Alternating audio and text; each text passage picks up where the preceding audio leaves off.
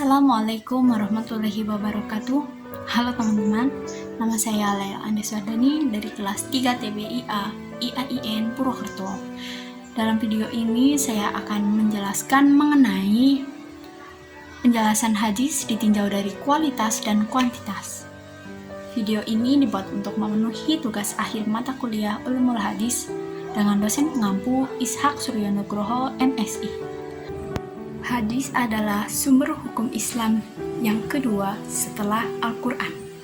Sebelum menerapkan sesuatu yang baru dalam hidup, ada kalanya kita harus tahu asal-muasal kualitas dari sesuatu perkataan juga perbuatan dari Nabi Muhammad ditulis dalam hadis.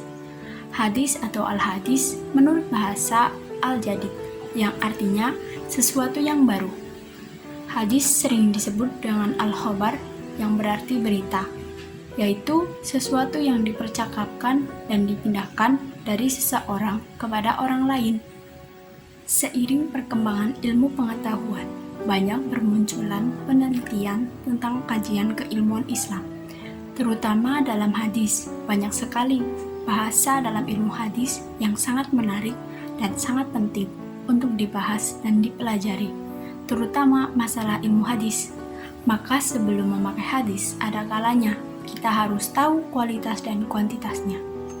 Yang pertama, tentang pembagian hadis dari segi kualitas dan kuantitas sanad. Sebelum kita masuk pada pembagian hadis, maka sebelumnya kita harus mengetahui apa yang dimaksud dengan sanad. Untuk memahami tentang sanad hadis, perlu lebih dahulu memahami riwayah al-hadis.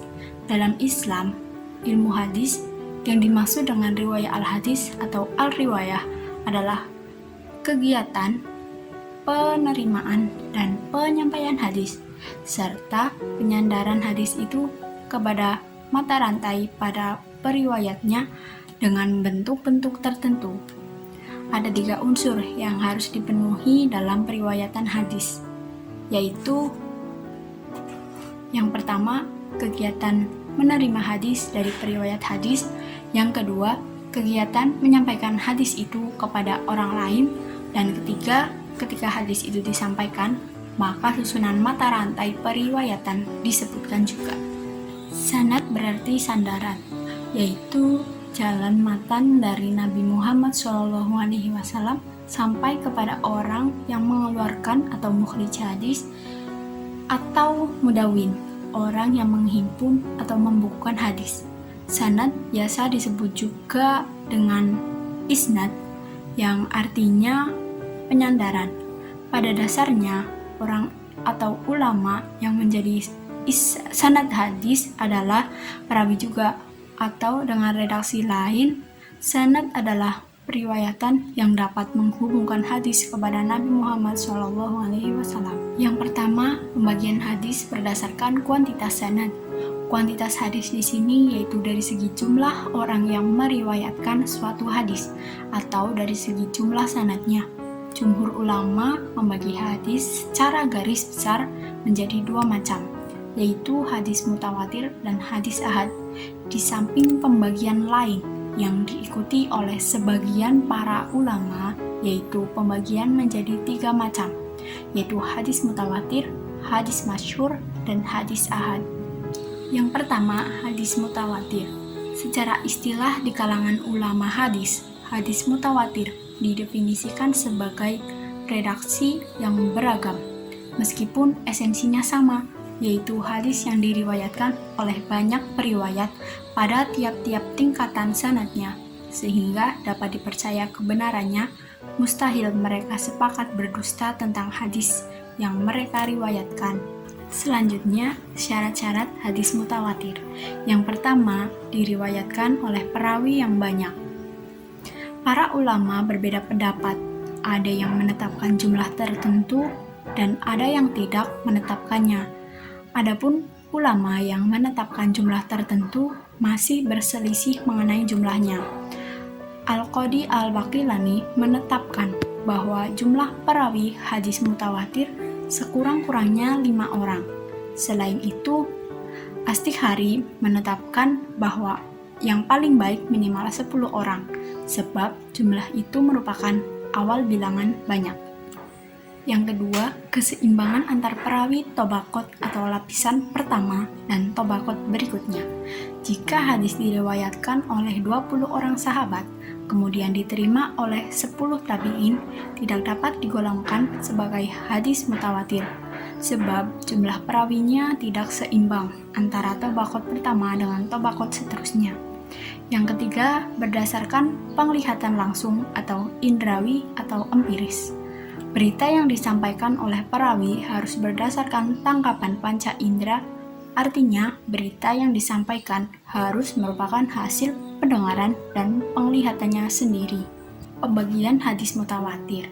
Yang pertama, hadis mutawatir lafzi. Hadis mutawatir lafzi adalah hadis mutawatir dengan susunan redaksi yang sama persis. Yang kedua, hadis mutawatir maknawi. Hadis mutawatir maknawi adalah hadis yang hanya mutawatir maknanya, lafaznya tidak mutawatir. Selanjutnya, hadis mutawatir amali. Mutawatir amali adalah sesuatu yang diketahui dengan mudah bahwa dia termasuk urusan agama dan telah mutawatir antara umat Islam, bahwa Nabi Shallallahu Alaihi Wasallam mengerjakannya, menyuruhnya, dan selain dari itu. Pembagian hadis berdasar kuantitas yang kedua yaitu hadis ahad. Secara bahasa, kata ahad atau wahid berarti satu. Maka hadis ahad atau hadis wahid adalah suatu berita yang disampaikan oleh satu orang. Ulama lain mendefinisikan dengan hadis yang sanadnya sahih dan bersambung hingga sampai kepada sumbernya atau Nabi Muhammad SAW. Tetapi kandungannya memberikan pengertian zanni dan tidak sampai kepada qot'i atau yakin. Dari dua definisi tadi, ada dua hal yang harus digarisbawahi, yaitu pertama, dari sudut kuantitas perawinya, hadis ahad berada di bawah kuantitas hadis mutawatir. Yang kedua, dari sudut isinya, hadis ahad memberi faedah zanni bukan qot'i. Selanjutnya, pembagian hadis ahad. Ada 3. Yang pertama, hadis masyhur. Hadis masyhur menurut bahasa ialah al-intishar wa az-zuyu, artinya sesuatu yang tersebar dan populer. Sedangkan menurut istilah adalah hadis yang diriwayatkan 2 orang atau lebih, tetapi tidak sampai batasan mutawatir. Dari sudut kualitasnya dapat dibagi menjadi hadis masyhur sahih, yaitu hadis masyhur yang memenuhi syarat-syarat kesahihannya. Maka hadis masyhur sahih dapat dijadikan hujjah. Yang kedua, hadis masyhur hasan, yaitu hadis masyhur yang kualitas perawinya di bawah hadis masyhur yang sahih. Selanjutnya, hadis masyhur yang dhaif, artinya hadis masyhur yang tidak memiliki syarat-syarat atau kurang salah satu syaratnya dari syarat hadis sahih dan tidak dapat dijadikan hujjah. Yang kedua, hadis aziz. Aziz menurut bahasa berarti mulia, kuat, dan sedikit. Secara terminologis, aziz didefinisikan sebagai hadis yang diriwayatkan oleh sedikitnya 2 orang perawi, diterima dari 2 orang pula. Sebagaimana hadis masyhur, hadis aziz terbagi kepada sahih, hasan, dan dhaif. Yang ketiga, hadis gharib. Gharib menurut bahasa berarti al-mufarid, artinya menyendiri, atau al-ba'id an aqoribihi, artinya jauh dari kerabatnya. Sedangkan secara terminologis, gharib didefinisikan hadis yang diriwayatkan oleh seorang perawi yang menyendiri dalam meriwayatkannya. Ada 2 macam pembagian hadis gharib. Yang pertama, dilihat dari sudut bentuk penyendirian perawi, yaitu hadis gharib muhlak, artinya penyendirian itu terjadi berkaitan dengan keadaan jumlah personalianya, yakni tidak ada orang lain yang meriwayatkan hadis tersebut, kecuali dirinya sendiri. Yang kedua, hadis gharib nisbi, artinya penyendirian itu bukan pada perawi atau sanadnya, melainkan mengenai sifat atau keadaan tertentu yang berbeda dengan perawi lainnya. Yang kedua, dilihat dari sudut kaitannya antara penyendirian pada sanad dan matan. Yang pertama, gharib pada sanad dan matan secara bersama-sama, yaitu gharib yang hanya diriwayatkan oleh salah satu silsilah sanad dengan satu matan hadisnya.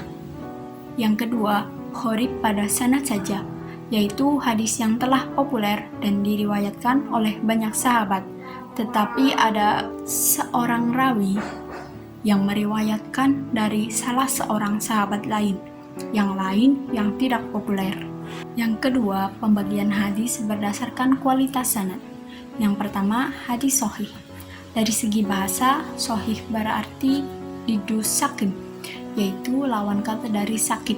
Sedangkan dari segi istilah, hadis sahih adalah hadis yang sanadnya bersambung, diriwayatkan oleh perawi yang adil dan dabit dari sejak awal hingga akhir sanad tanpa adanya zat dan ilat. Yang kedua, hadis hasan.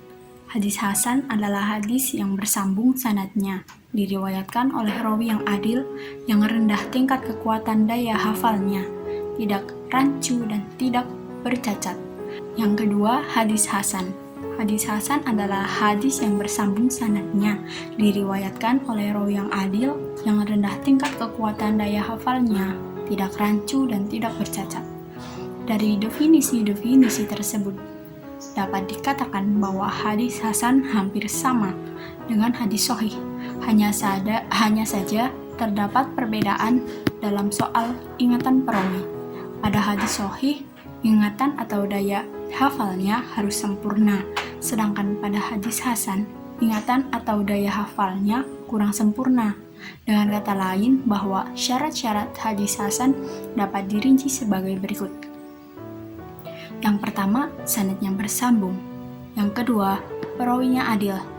Yang ketiga, perawinya dabit, tetapi kedabitannya dibawa ke kedabitan perawi hadis hasan. Selanjutnya, tidak terdapat kejanggalan atau syadz. Yang terakhir, tidak ada cacat. Yang ketiga, hadis dhaif. Kata dhaif menurut bahasa berarti lemah. Sebagai lawan dari kata dhaif adalah kuat. Maka sebutan hadis dhaif dari segi bahasa berarti hadis yang lemah atau hadis yang tidak kuat. Secara istilah, di antara para ulama terdapat perbedaan rumusan dalam mendefinisikan hadis dhaif ini. Akan tetapi pada dasarnya, ini isi dan maksudnya adalah sama. Macam-macam hadis dhaif.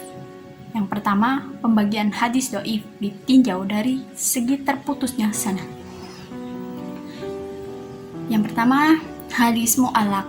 Hadis mu'allaq secara bahasa adalah isim maf'ul dari kata allaka, yang berarti menggantungkan sesuatu pada sesuatu yang lain hingga ia menjadi tergantung. Secara istilah, hadis mu'allaq adalah hadis yang dihapus dari awal sanadnya seorang perawi atau lebih secara berurut-urut. Yang kedua, hadis mursal. Hadis mursal adalah hadis yang gugur dari akhir sanadnya seorang perawi sesudah tabi'i. Kata mursal secara bahasa berarti terlepas atau terceraikan dengan cepat atau tanpa ada halangan. Kata ini kemudian digunakan hadis tertentu yang periwayatannya melepaskan hadis tanpa terlebih dahulu mengaitkannya kepada sahabat yang menerima hadis itu dari Nabi. Yang ketiga, hadis munqati. Keterputusan di tengah sanad dapat terjadi pada satu sanad atau lebih secara berurut-urut atau tidak.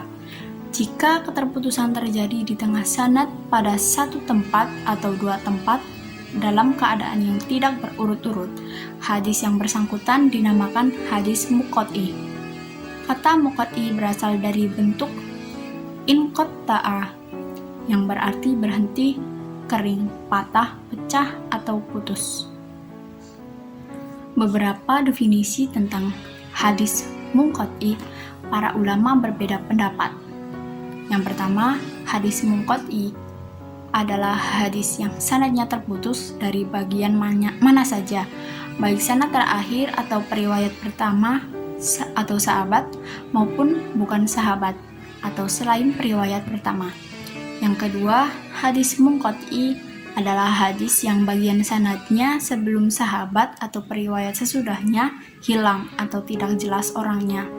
Selanjutnya, hadis munqati adalah hadis yang sanadnya dan periwayat yang gugur seorang atau dua orang tidak secara berurutan. Selanjutnya, hadis munqati adalah hadis yang dalam sanadnya ada seorang periwayat yang terputus atau tidak jelas. Selanjutnya, hadis munqati adalah yang sanadnya di bagian sebelum sahabat atau periwayat sesudahnya terputus seorang atau lebih, tidak secara berurut dan tidak terjadi di awal sanad. Selanjutnya, hadis al-mu'anna dan mu'annan. Di samping hadis itu, hadis yang termasuk kategori hadis dhaif karena sanadnya diduga mengalami keterputusan adalah hadis al-mu'annan dan al-mu'annan. Kata al-mu'annan merupakan bentuk maf'ul dari kata ana yang berarti periwayat berkata dari. Kata al-mu'annan berasal dari kata amanah yang berarti periwayat berkata bahwa yang menunjukkan bahwa periwayat meriwayatkan hadis dari periwayat lain dengan menggunakan metode. Selanjutnya, hadis mu'dal. Jika keterputusan secara berturut-turut dan terjadi di tengah sanad, maka hadisnya dinamakan hadis mu'dal. Kata mu'dal berasal dari kata kerja, adalah yang berarti melemahkan, melelahkan, menutup rapat, atau menjadi bercacat. Kata mu'dal digunakan untuk jenis hadis tertentu, karena pada hadis itu ada bagian sanadnya yang lemah, tertutup, atau cacat. Secara terminologi, menurut Muhammad Ajat al-Hatib, hadis mu'dal adalah hadis yang gugur dua orang sanadnya atau lebih secara berturut-turut. Kriteria hadis mu'dal adalah sebagai berikut. Yang pertama, sanad yang gugur lebih dari satu orang. Yang kedua, keterputusan secara berurut-urut. Sebagian ulama menambahkan kriteria tempat keterputusan sanad di tengah sanad, bukan di awal atau di akhir. Jadi, hadis mu'dal adalah hadis yang gugur dua orang periwayatnya atau lebih secara berurut-urut, baik gugurnya itu di antara sahabat dengan tabi'in, antara tabi'in dengan tabi'in atau dua orang sesudah mereka. Selanjutnya, hadis mauquf dan hadis maktub. Hadis mauquf adalah hadis yang disandarkan kepada sahabat Nabi atau hadis yang diriwayatkan dari para sahabat berupa perkataan, perbuatan, atau persetujuannya. Dilihat dari bahasa, kata mauquf berasal dari kata waqafa yaqifu yang berarti dihentikan atau diwakafkan. Maksudnya, hadis jenis ini dihentikan penyandarannya kepada sahabat dan tidak sampai kepada Nabi. Yang kedua, pembagian hadis dhaif karena periwayatnya tidak adil. Yang pertama, hadis maudhu. Hadis maudhu adalah hadis dusta yang dibuat-buat dan dinisbatkan kepada Rasulullah. Secara bahasa, maudhu berarti sesuatu yang digugurkan, yang ditinggalkan, dan diada-adakan. Menurut istilah, hadis maudhu adalah pernyataan yang dibuat seseorang pada Nabi Shallallahu Alaihi Wasallam. Kriteria hadis maudhu cukup banyak, berbeda dengan kriteria hadis yang lain yang relatif lebih sedikit dan di kalangan ulama tidak ditentukan secara terperinci. Kriteria hadis palsu dapat dipaparkan sebagai berikut. Yang pertama, kriteria sanad. Pengakuan periwayat atau pemalsu hadis bertentangan dengan realita historis periwayat pendusta, dan keadaan periwayat dan dorongan psikologinya. Selanjutnya, yang kedua, kriteria matan. Buruk lafal atau redaksinya, rusak maknanya. Yang kedua, hadis matruk. Hadis matruk adalah hadis yang diriwayatkan oleh periwayat yang tertuduh sebagai pendusta. menurut Mahmud At-Tahan. Sebab periwayat tertuduh dusta adalah: yang pertama, hadis yang diriwayatkan tidak diriwayatkan kecuali dari periwayat itu dan bertentangan dengan kaidah-kaidah yang telah diketahui.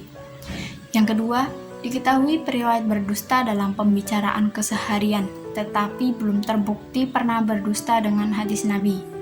Yang ketiga, hadis mungkar. Hadis mungkar berasal dari kata al-inkar atau mengingkari. Kata mungkar digunakan untuk hadis yang seakan mengingkari atau berlawanan dengan hadis lain yang lebih kuat. Di kalangan ulama hadis, hadis mungkar didefinisikan dengan hadis yang dalam sanadnya terdapat periwayat yang mengalami kekeliruan, kesalahan, dan pernah berbuat fasik, atau hadis yang diriwayatkan oleh periwayat yang doif bertentangan dengan periwayat yang siqoh. Baik teman-teman, sekian video dari saya. Thank you for watching and wassalamualaikum warahmatullahi wabarakatuh.